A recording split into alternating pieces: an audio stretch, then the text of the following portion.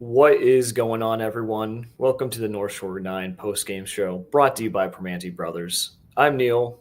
I'm here with Doug. Doug, stop me if you've heard this one before. The Pirates lose a game after their starter shoves. The bats don't show up. And late in the game, we blow the lead because of the bullpen. It's the script. We got the B team on today to discuss a very I don't think the Pirates are even a B team. They're sort of a D team. But, the Pirates, great pitching. Ashcraft was brilliant. But, bullpen construction and lack of talent in the bullpen, cost us once again, as it did on Monday. When you have to go to that bullpen phone and say, I'm going to bring in Yohan Ramirez or Andrew Heaney or Colin Holderman, these are the results you're going to get. Not a great. Ashcraft looked good, but also, because anytime we want to blame pitching, it's come on, man. It's this team can't hit. 0 for 6 with runners in scoring position, 8 left on base. Mm-hmm. First and second, 1 out. Or I'm sorry, second and third, 1 out. Second, third. And nothing, just nothing. Mm-hmm. I mean, if I'm going to be like a little fair, which I really don't think this team deserves, it's not like the bats were quiet all series against St. Louis. We scored 13. We've scored 17 runs in 4 games. And for the Pittsburgh Pirates, that's pretty darn good for this year. Well, that's the most game, right? Three runs in the last 2 games, which is just disappointing. Just no situational hitting once again. But I do think let's focus on the bullpens to start, because that's where the game came down to. It was 1-1. Ashcraft is a shove. We're going to get to Ashcraft because he deserves his own praise again because he was fantastic. And Yohan Ramirez. Really bad performance by him. He goes 0.2 innings, 2 hits, 1 walk, hit a batter, and gives up 3 earned runs, including a home run. His ERA on the year goes up to 6.56. I mean, there's a reason this is like Yohan Ramirez's 3rd stint with the team. There's a reason he's been bouncing around the league. Well, I'll say this. I think that if the clock was 10 years ago, like say it's 2013, 2014, 2015, I think Yohan Ramirez is actually a closer on some team and is an electric pitcher. But the game has just gotten too good. The pitching has gotten too good. The hitters have responded to the point that people just aren't fooled by him anymore. Sure, he'll strike people out, but hitters are too smart for Yohan Ramirez at this rate. And I think he was born 10 years too late, I think, is my Yohan Ramirez conclusion. I mean, we're getting the full Yohan Ramirez experience. He'll come in and just be filthy, nasty, unhittable looking. And he'll do that for 2 or 3 games. And you're like, we might have something here. Mm-hmm. But we've seen this movie before with this particular pitcher, not to mention other pitchers, but we've seen this. Game in, game out, he's not good enough.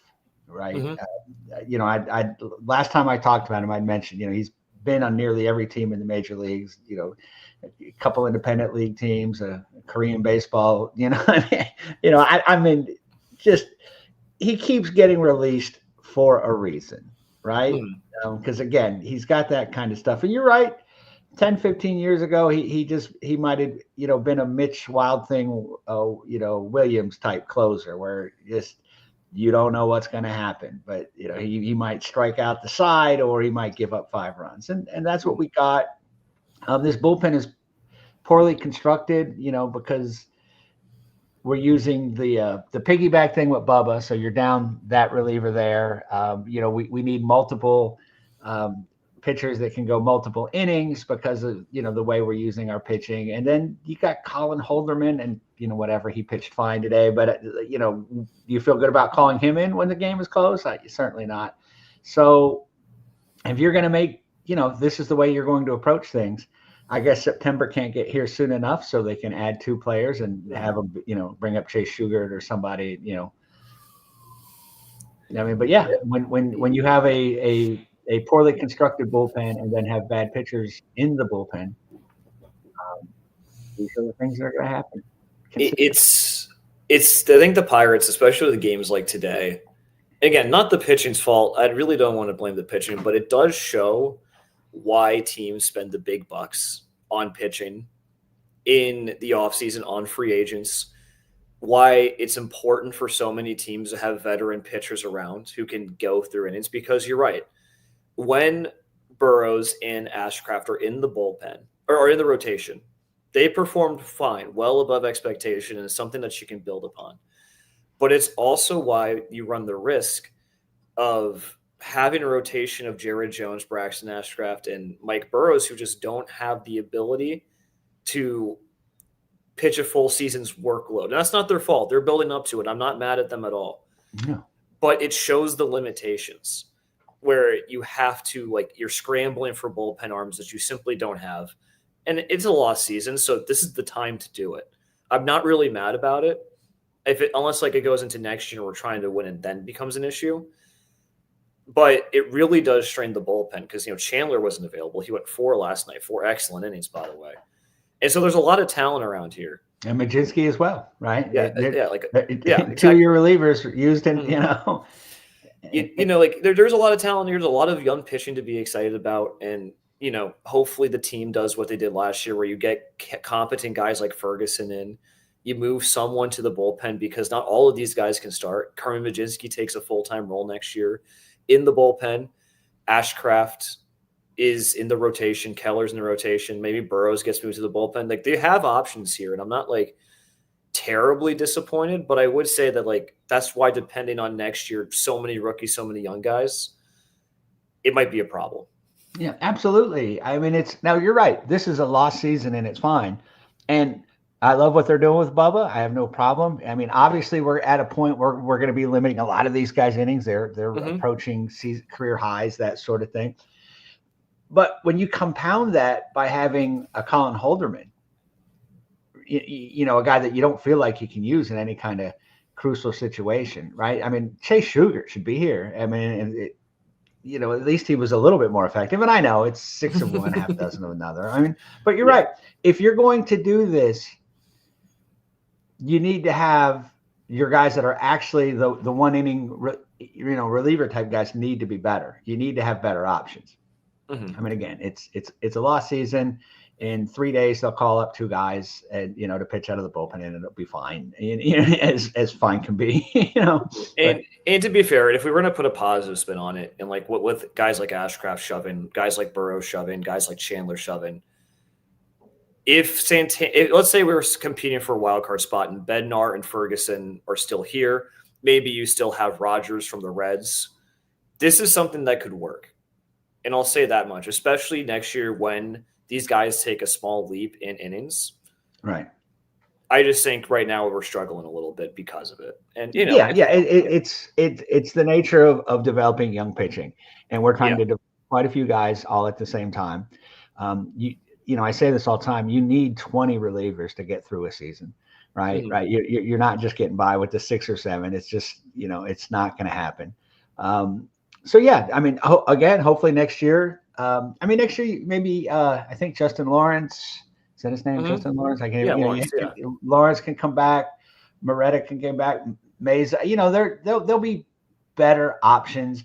We'll have maybe sorted out roles a little better. Like you said, Majinski can be full-time, reliever, that sort of thing. If you just had Majinski available there in the 6th or 7th inning, as opposed to Yohan Ramirez, that, maybe things turn out differently. Yeah, and it still doesn't excuse the fact that they didn't score another run. You are right. You are right. It gives you a chance. The greater problem is that first 2 innings, they could have really done some damage this game, and they only scored on Tommy Pham's solo home run.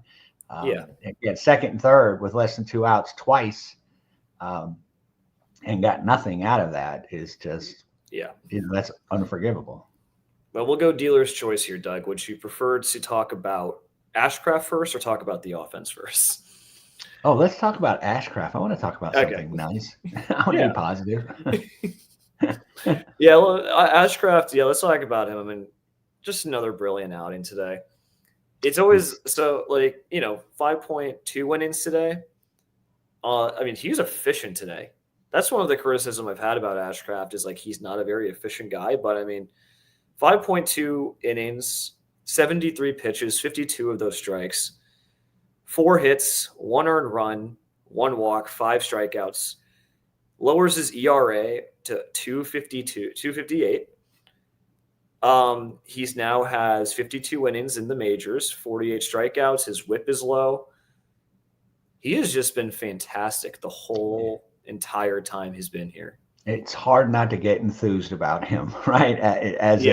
Again, as we often do, we were kind of, last year discussing about where he's going to pitch in the bullpen, right? Mm-hmm. And he has just been lights out as a starter. He's actually, he's not going 3 and 4 innings. He's going 5 and 5 plus.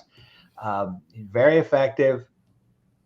It's, you see him, Skeens, and Bubba, and you're like, oh my! Like imagine that, in a playoff, series. And he probably shouldn't have given up a run today. Mm-hmm. Peguero should have thrown home. I think they had Lars Nuke Bar there at home. He ended by holding onto the ball. He got the out of catching up Herrera, but they had time. I thought they had time, and at the time that was really important because that run tied up the game.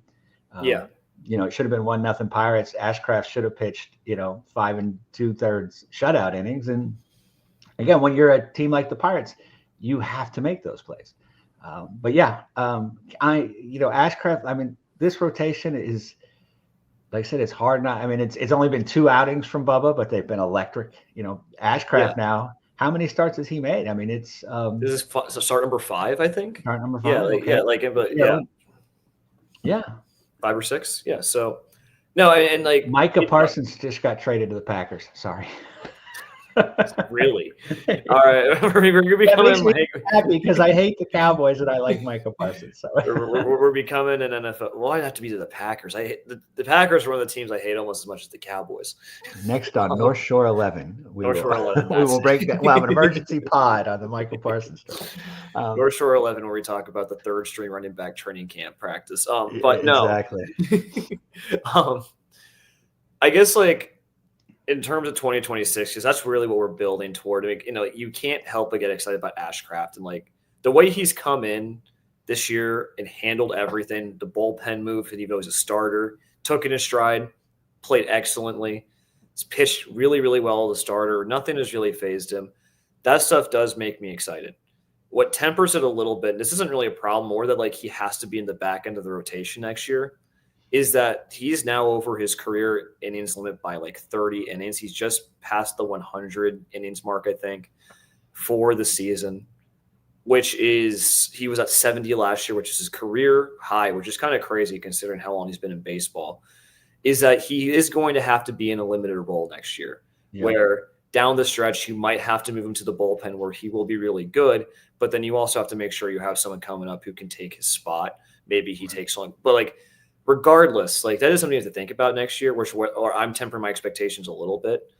However, just the way he's looked, the way that he dominates performances, the way he gets strikeouts, he's striking out, over a batter an inning now. It really is fun to watch. He's a fun pitcher, and it's just something you didn't expect this year.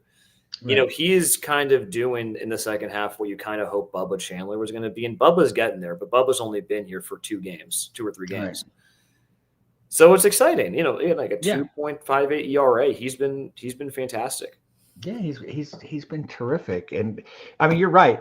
Next year's rotation, there's Bubba's going to be limited on innings. Jared Jones will be limited on innings.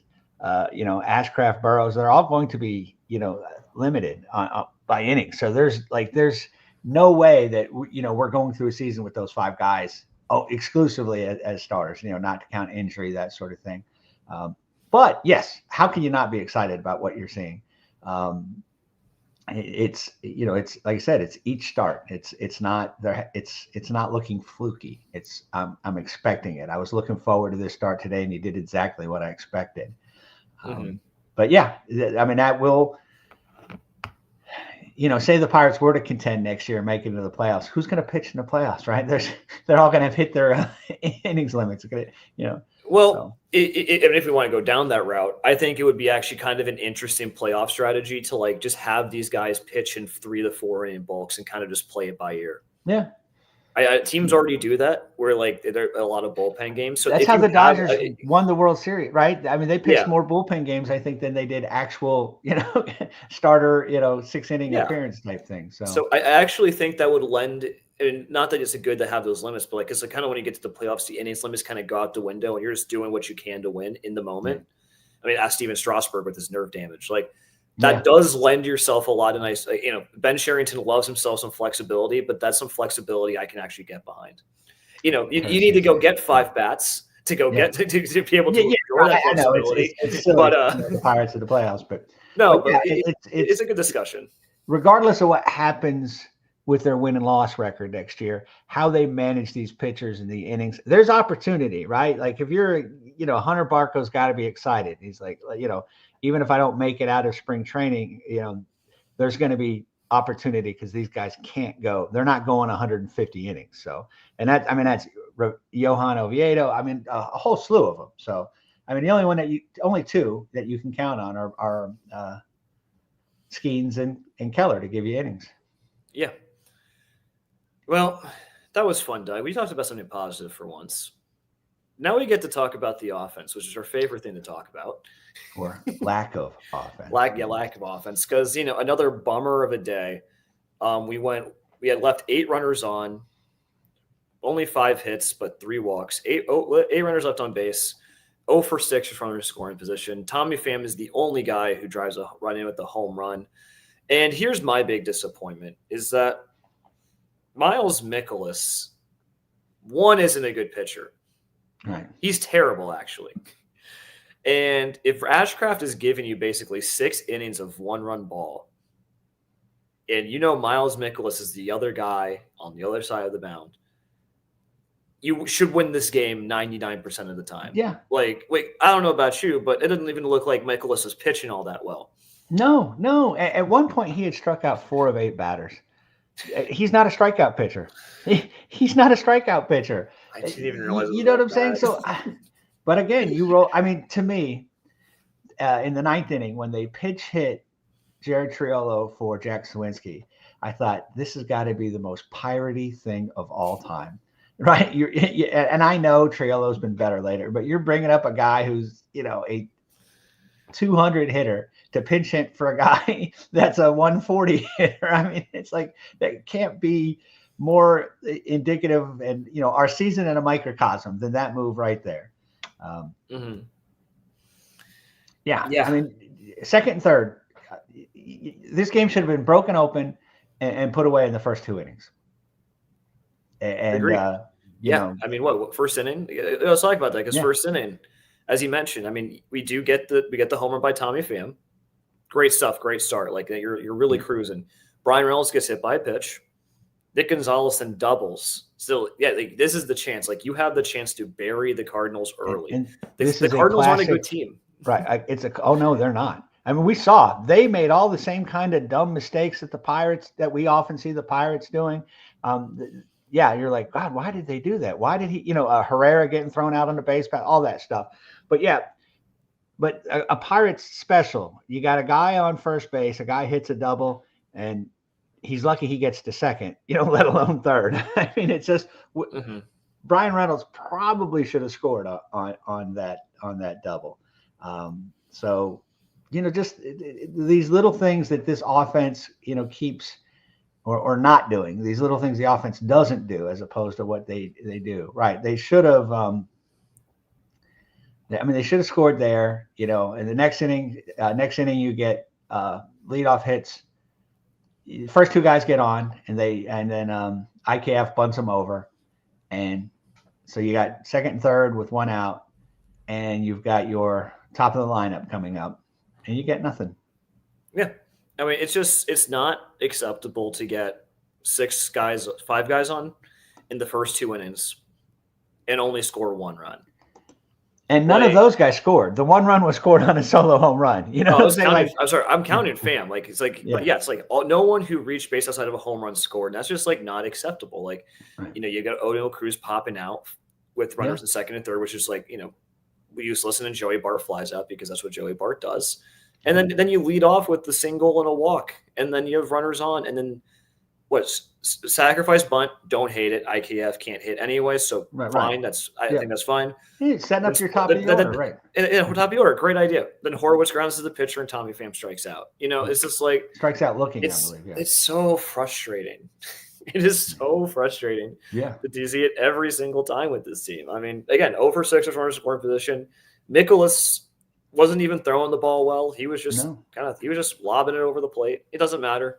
We're not hitting it. And it's another reason. God, pitchers must be so excited when the Pirates are coming to town. Not only can't hit, but they don't do anything. Their approach is bad. When I get on the ropes, I'll be able to get out of it easy. Sort of, man. Yeah, well, Peyton Toll, Red Sox top pitching prospect, debuts against us tomorrow. So I bet he's really excited that this is the team he gets to debut against. Oh yeah, what a nice thing to do for your prospect. This is a soft landing spot, as they say. Yeah, I went to the Phillies Pirates game where Mick Abel made his major league debut, and I think had 8, 8 strikeouts, shutout innings, and Paul Skeens lost a 1-0 complete game. So yes, the Phillies fans are like, oh man, this guy looks great. I'm like, don't get excited. He might be good, but. It's more us than it is him, I promise you. Well, funny you mentioned that Paul Skeens pitches tomorrow too, so we'll see if that happens again. Yeah. I mean, we're going to be on the road. Well, so hey, they did split. I mean, they split on the road. As they split on the road again against a bad team, but a team that's always been better than them. It's better. Well, so here's the thing: is that the Pirates' record against the Cardinals overall is, I feel like, pretty bad. And so on the surface, going to St. Louis and splitting the 2 games really isn't the worst thing in the world. But considering how badly they blew the first game on Monday and how you really need to beat Miles Mikolas when Ashcraft pitches so well today, like this should have been a 4-game sweep. It should have been a 4-game sweep. I've thought that, I've been thinking that since they won the second, third, they should have won that first game. Right. 100%. And I put that on your guy, Donnie Kelly. Like, I know that you're stuck with Andrew Heaney, but after he has 2 outs and gives up 5 straight hits, maybe he should have only given up 3 straight hits because you pulled him. And then you know what I'm saying? And then you brought in Holderman. I just don't, that wasn't managing to win. That wasn't good managing. That wasn't good bullpen management. And I realize he's limited and all that sort of stuff. But, I sort of put that loss on Donnie Kelly. They get the next 2. And then this one, again, this game should have been won in the second, first and second innings. But yeah, it's not often that I feel like the Pirates thoroughly outplay a team over like a 3 or 4 game stretch this year. But I think that happened this time around. Right. And so a 2-game split's disappointing. Now, what I will say is that my hope going into this series was to sink the Cardinals' playoff hopes for good. And I think 3 or 4 would have 100% done that. But, I mean, I'm looking at the standings, and the Cardinals are 7 games out of a wild card spot now. I think, they are far out of a wild card spot. So I think we actually did the job pretty well. I think we put them out just far enough. Yeah. And that's what I was really hoping for. To be honest with you, I think they were out before we came to town, but – probably, but we, maybe we didn't put the final nail in the coffin, but maybe the last little tap of that nail, Yeah, we finished digging the hole. But so that's great, and that's why I'm not even too mad today, because you got a really good performance from Ashcraft. You kind of just tanked the fleeting Cardinals playoff hopes, and so in that case, I think it's a successful trip, especially for a team that plays like a AA team on the road. Right. It's the little things in life. you gotta find your joy, take it where you can get it, right? Again, most time at the start of the season, if you said they're going to go to St. Louis and split a 4-gamer, you're like, I'll take that, right? You know what I'm saying? I mean, it's just, again, but when we got to it, especially after blowing the first game, it stings a little how it turned out. Should have been at least 3 or 4, and really honestly should have been 4 or 4. But bad teams find ways to lose, and the Pirates are a bad team. Yeah, well, and we'll close with this, but like all these games are about building toward 2026, and at the very least, the rotation looks pretty darn good for 2026. Now, I know we said that in 2024 too, to be completely honest, but I really do like because there's always a talk we have like 9 pitchers, but we're legitimately going to have like 7 or 8 starters on the major league roster. And just seeing Ashcraft pitch like this, it's really, really nice to see. And like I said, it gives you a little bit of hope for next year. And so that's the main thing you can take away from this. Yeah. And normally you'd be so excited with this pitching, going into next season, you're like, oh my God, but like you said, we said that last year, and the rallying cry for the Ben Sherrington area. If we could just be an average offense, if Brian Hayes could just be an average third base, average hitter, if Triolo could just be an average hitter, if Henry, but it's true. It is. If we can get an average offense with that pitching, we could be a tough team to play against, because you're just not going to be able to score a lot of runs. Just about at any spot in that rotation. There's no like, okay, boy, we're lucky we dodged Skeens. Well, not so much, because you still got Chandler, Ashcraft, and Oviedo, right?